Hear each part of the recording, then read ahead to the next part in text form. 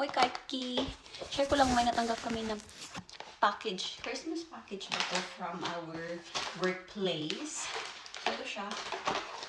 Kakakuha ko lang galing sa Artioski. Ay, hindi. Sa Co-Market. Akala ko, ito yung in-order ko sa Temu. Pagtingin ko, hindi pala. Nasa pala siya, sa Lidl pala yung isa. Bukas ko na lang kukunin or sa Sabado. Duty kasi ako. Ilta ko, alas 9 pa ako uuwi. So, parang ayaw na pabuksan to eh. Tingnan natin anong binigay ng workplace namin na Christmas gift. Kasi nung nakaraan, nakatanggap din kami ng anniversary gift. Galing din sa kanila. Pero yun, kami yung pipili kung anong gusto namin. Yung pinili ko is parang, hindi ko alam, parang cooler. Basta, yung parang, lalagyan mo ng mga, for example, cans. Tapos parang, chiller, parang ganun. Uy, ito, pa tayo ma-open. Wait lang din. So, ito na-open siya. Tingnan natin. Puro Reese. Porridge nano rice. Amazing. Pero hindi ako nagpupuro eh. But anyway, thank you. And then, card siya. My QR code. And then, ano ito?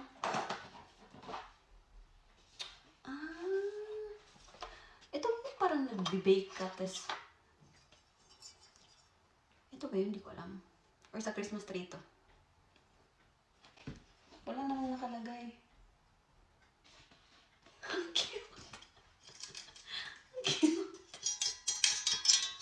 Ang Christmas tree ba to? Ito yung ginagamit pag nagbe-bake, di ba? Tapos, siya ng Christmas tree. Yung form niya. Wala, ang cute. Thank you, workplace.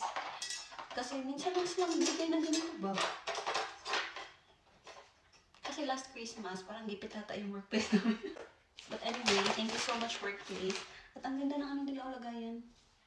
At meron pa pala silang binigay sa amin din. Pero ito, galing to sa, talaga namin workplace na dito sa Lovisa.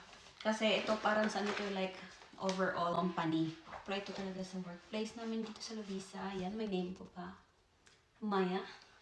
At ba? Ano to?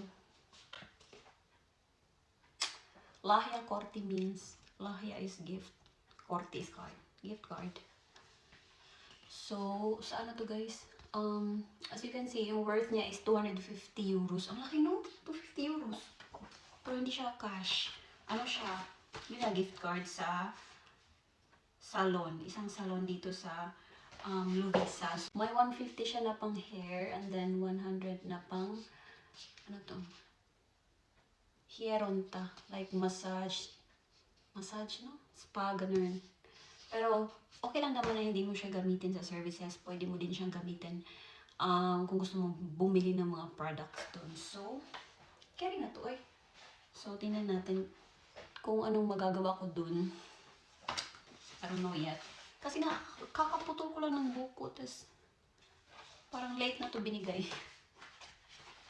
But anyway, thank you so much. 250. Magkano na din yun sa peso? Laki-laki na din yun. Uy, no? So, actually, ang daming binigay ng workplace namin lately.